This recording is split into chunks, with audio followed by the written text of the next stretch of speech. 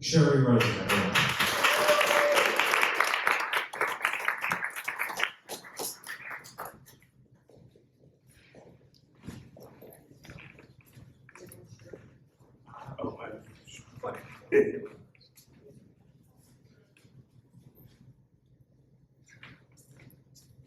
I'm newly divorced. Yeah!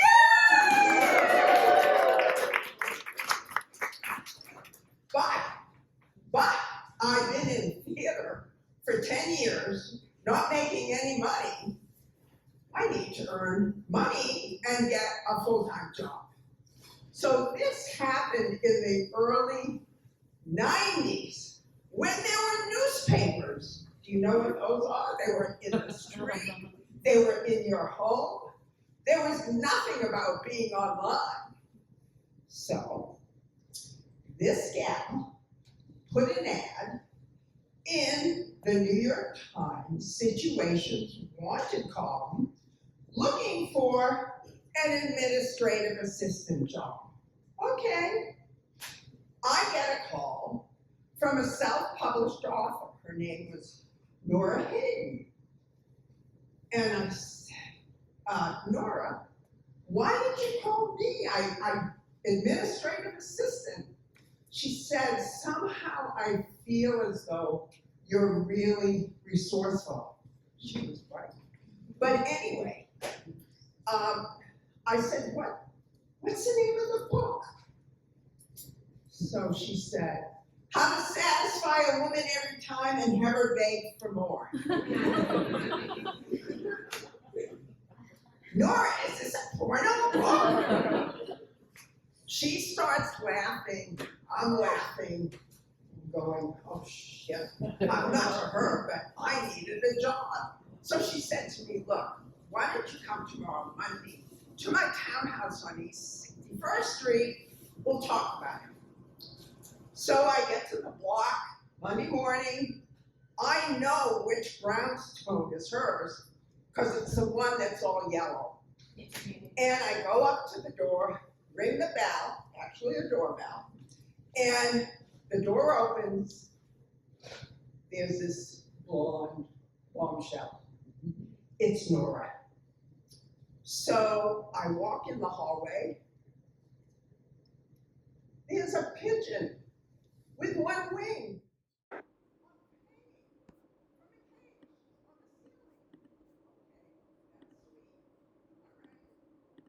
And then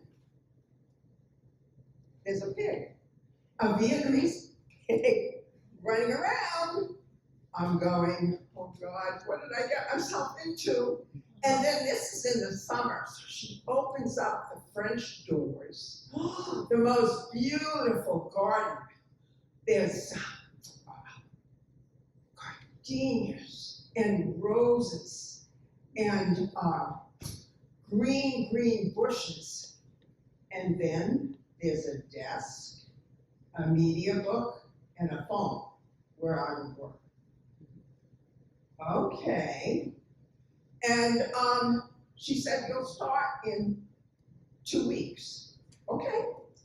Oh, by the way, Sherry, the book is 12 years old. Do you know what it's like to pitch a 12-year-old book? Well, I didn't even know how to pitch, or at least I didn't think I did.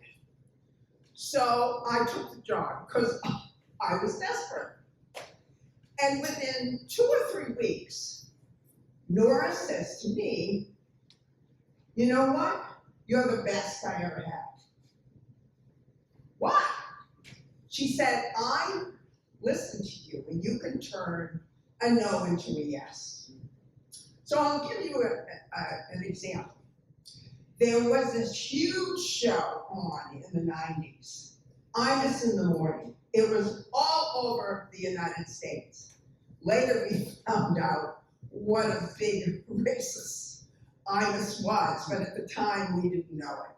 But anyway, I kept calling the producer for 4 weeks, leaving a voicemail, because you actually used phones then. You actually spoke to people. You actually talked and connected.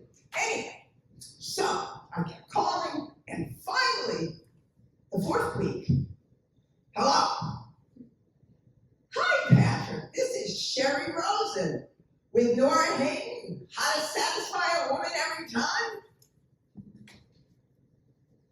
if I hear that name one more time, I'm gonna scream. Catherine, this is my job, and I am telling you, I am not going to take no for an answer. You've got to listen to me. Iris will love her. They will be a match made in heaven. Okay. 7 a.m. limousine in front of her townhouse tomorrow morning. They have limousines where they actually pick you up. And as a result, he had her on for 5 years, once a month. They loved each other. Meanwhile, the reporters knew Nora because she was in a lot of B movies. And she had this great energy drink. Man, were they making fun of her, and they were making fun of me. What a way to start a career.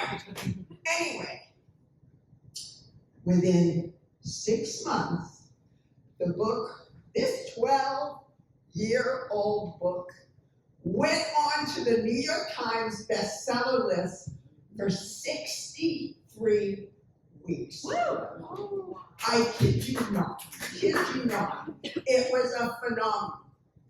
And Oprah was calling, and Good Morning America, CBS This Morning, you name it, they were calling. And you know what?